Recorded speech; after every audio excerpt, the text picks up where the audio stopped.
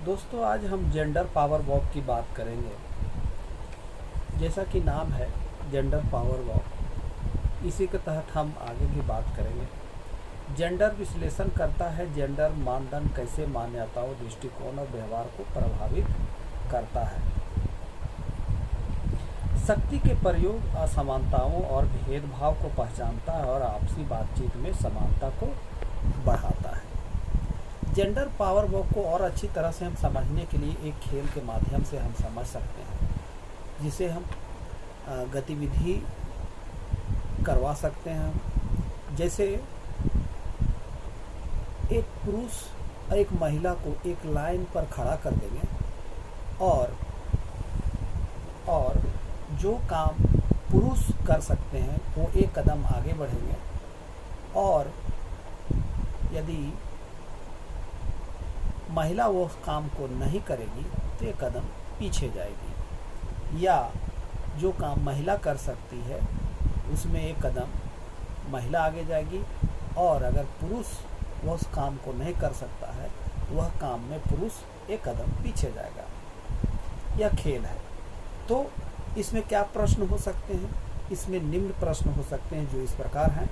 जैसे यदि आप आसानी से दूसरे गांव या शहर में पढ़ने के लिए जा सकते हैं तो एक कदम आगे बढ़ाएं, अन्यथा एक कदम पीछे हटें। दूसरा, यदि आपको लगता है कि आपके लिए अपनी पसंद का कोई भी व्यवसाय चुनना संभव है तो एक कदम आगे बढ़ाएं, अन्यथा एक कदम पीछे हटें। यदि आप किसी अन्य जेंडर के व्यक्तियों के साथ आसानी से दोस्ती कर सकते हैं तो एक कदम आगे बढ़ाएं, अन्यथा एक कदम पीछे हटाएं। आगे है इसी में क्वेश्चन कि आपको कोई बीमारी है या पता चलने पर यदि सब आप पर ध्यान देंगे, तुरंत इलाज कराएंगे। प्रश्न एक कदम आगे। इनके माध्यम से भी गतिविधि कर सकते हैं, इनको गतिविधि में शामिल किया जा सकता है।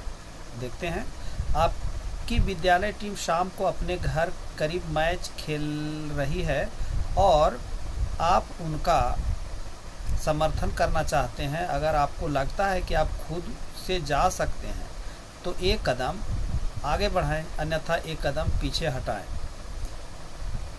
आगे क्वेश्चन है, आप कक्षा के नायक बनना चाहते हैं। अगर आपको लगता है कि यह संभव है तो एक कदम आगे बढ़ाएं, अन्यथा एक कदम पीछे लें।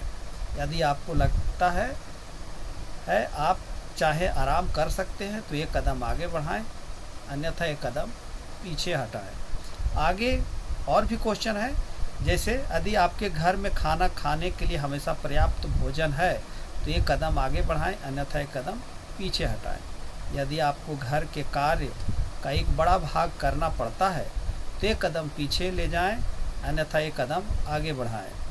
यदि आपको लगता है कि आप अपने दोस्तों के साथ बाहर जा सकते हैं और मस्ती कर सकते हैं तो एक कदम आगे बढ़ाएं, अन्यथा एक कदम पीछे लें। अगर आपको आपके विद्यालय के अंदर या बाहर आपको छेड़ता है या ताने मारता है तो आप एक कदम पीछे हटाएं, अन्यथा एक कदम पीछे बढ़ाएं। ये गतिविधि के माध्यम से हम समझ सकते हैं कि जेंडर पावर वॉक है क्या और किनको कितना समान अधिकार मिला हुआ है। हमारे बीच और भी प्रश्न उठते हैं कि 14 साल की सीमा के पास के बाज़ार में अकेले जाने की अनुमति नहीं है, जबकि उसका जुड़वा भाई अकेले वहां जा सकता है। इस तरह के ज्वलनशील प्रश्न हैं जिन्हें हमें आत्मसात करने की ज़रूरत है। दोस्तों, अंत में निचोड़ यह निकल के आ रहा है कि कुछ लोग को समाज में दूसरे की तुलना में अधिक अवसर मिलते हैं। ये असमानताएं जेंडर, जाति, वर्ग और शारीरिक और मानसिक क्षमताओं और अन्य कारकों पर आधारित है।